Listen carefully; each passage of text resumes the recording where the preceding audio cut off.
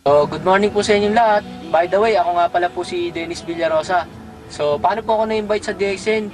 Na-invite po ako, that was November 21 of 2001. Alam niyo po, tandang-tanda ko po yung date na yun kasi I marked that day. Kasi po nung na-invite po ako November, alam niyo naman po, pagpapasko na naman noon. And hindi po ako na-experience na masayang Pasko sa buong buhay ko. Kasi po, actually, engineer nga po ako pero napakaliit lang po ng sahod noon. Kaya ang ginagawa ko po, pag uwi ko po sa gabi, lumalabas pa po ako ng jeep sa gabi. I was earning mga 18,500 magkasama engineering sa jeepney driver. Yun nga lang po, 3 oras lang po tulog ko everyday.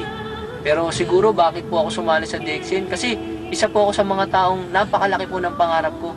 Hindi lang po para sa sarili ko, kundi po para sa pamilya ko. Actually, alam niyo po ma'am, ito pong kotse na to, isa po to sa mga pangarap ko. Pero hindi ko po akalain na magkakaroon pa po pala ako nito. Pero good news, because of DXN po, nakuha ko po to. Alam niyo po, yung last December ng 2001, December 6 po kasi birthday ko eh.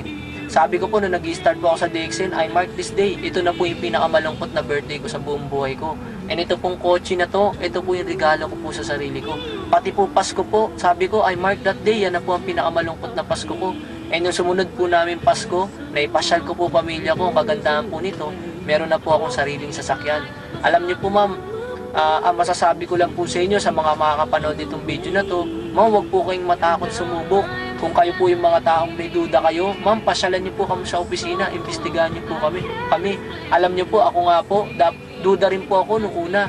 Kasi bakit po? Yung nakapag-invite po sa akin, hindi ko kakilala eh. Nakatabi ko lang po siya. Pero nung pinakitaan niya po ako ng cheque na 93,000, sabi ko kahit papano kitain niya, gagawin ko lahat yan. And now he's earning 200,000 every month. And alam niyo po ma'am, yung 93,000 na nakita ko last year, ma'am, yan po yung sahod na ibinigay sa akin. After 1 year and 1 month. Ngayon po, I'm averaging 100,000 every month. Kaya alam niyo po, wag po kayo matakot sumubok. Yung nangyari po sa akin, mangyayari rin po sa inyo to. Alam niyo po, paano ka mag-join sa DXN? Mag-member ka lang po, 800 pesos lang po. Maraming tao po, dito po sila nabibigatan. Ma'am, ito na po yung pinakamagandang negosyo. Sa maliit na puhunan po, 800 pesos lang, pwede kang kumita ng 100,000 pataas. Alam nyo ma'am, kung ikaw yung taong wala nito, gawa mo po ng paraan. Kung titignan mo ma'am, ito po yung pinanghihinayangan natin. Ma'am, ito po yung dapat natin panghinayangan kasi ito po ang mawawala kung di po natin gagawin ng DXN. Alam nyo po ma'am, ngayon lang po ako nakahawak ng ganitong kalaking pera sa buong buhay ko. 93,000 po. Alam nyo po, grabe po ang ngiti ng nanay ko. Grabe po magagawa nito sa pamilya ko. And alam ko po, hindi lang po ako dito mag-i-stop. Kaya po para po sa inyo, huwag nyo pong sayangin yung panahon. Napakalaki po nang nawawala sa inyo. Pasyalan nyo po kami kagad sa office. Alam nyo po, kung ikaw po yung taong may pangarap ka para sa pamilya mo, para sa mga anak mo, para po sa iyo ang DXN. Everybody is praying for an opportunity para mabago buhay nyo.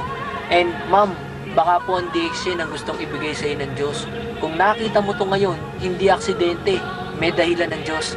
Sumubo ka lang ma'am, huwag kang matakot. And yet ma'am, ito lang po ang may papangako ko po sa inyong lahat.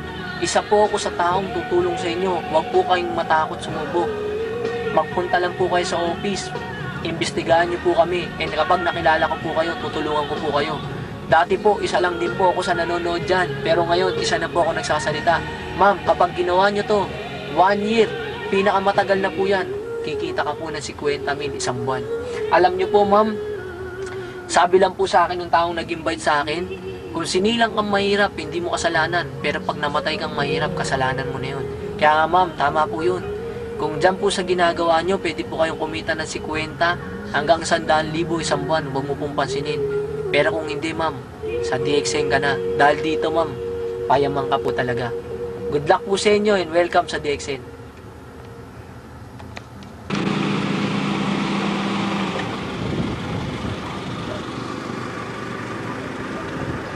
Para sa inyong lahat ma'am, mag-decide na po kayo. Alam niyo po, ito yung chance na natin. Yung nagtaong nag-invite sa inyo ngayon, huwag niyo pong hanapan ng preba kasi wala pa pong makikita yan. Parang ako po nung nag-i-start ako. Pero I tell you po sa inyong lahat, sumama man kayo o hindi, magkakaroon po ng preba na nag-i-invite sa inyo. At ang pinakamasakit po, yung mapag-iwanan po kayo. Kaya po para sa inyong lahat, kung nakakapanood dito, please po mag-decide na po kayo. Kundi, ganito po mangyayari sa inyo. Goodbye. Ingat kayo.